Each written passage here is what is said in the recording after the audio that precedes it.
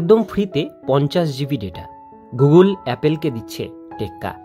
আজকে এই ভিডিওটির মধ্যে দিয়ে এর ডিটেলস বিষয়গুলো আমরা জেনে নেব। ভিডিওটিকে স্কিপ না করে প্রথম থেকে শেষ পর্যন্ত মনোযোগ সহকারে দেখতে থাকুন। আর এই ডেটা আপনারা ব্যবহার করতে চাইলে চ্যানেলটিকে সাবস্ক্রাইব করে পাশের বেল আইকনটিকে অবশ্যই বাজিয়ে রাখুন। তো চলুন ভিডিওটিকে শুরু করা যাক। যুগের সঙ্গে তাল মিলিয়ে স্মার্টফোনের স্মৃতিশক্তি বদলে গিয়েছে। একসময় ফোনের মেমোরি থাকতো মাত্র 2 GB বা 4 GB, আর এখন সেখানে 128 GB বা 256 GB মেমোরি কম হয়ে যায়।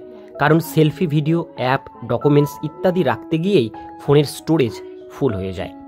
আগে মেমোরি কার্ডের উপর ভরসা করে চলতে হতো, কিন্তু এখন বেশিরভাগ স্মার্টফোনে একই স্লটে মেমোরি কার্ড এবং সিম কার্ড ব্যবহার করতে হয়। তাই বিকল্প হিসাবে ক্লাউড স্টোরেজের জনপ্রিয়তা বেড়ে চলেছে। এই ক্লাউড স্টোরেজ গুরুত্বপূর্ণ।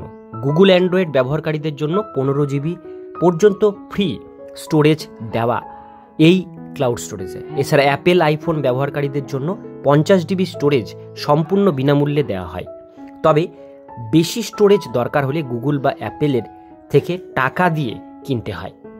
আর এই জায়গাতেই বাজিমাত করতে মাঠে নামলো জিও। এবার গুগল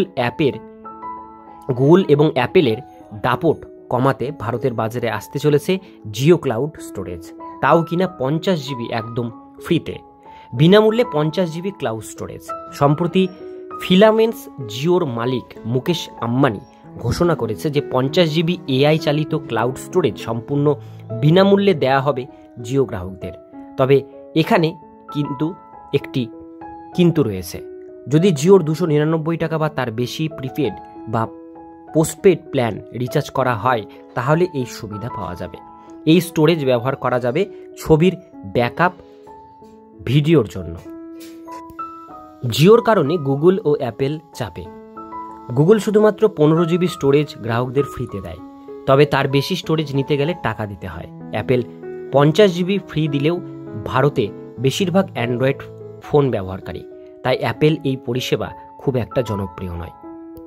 আর জিওর এই প্ল্যান ভারতীয় গ্রাহকদের জন্য খুবই জনপ্রিয় হতে চলেছে, কারণ জিও ব্যবহারকারীর সংখ্যা 60 কোটিরও বেশি।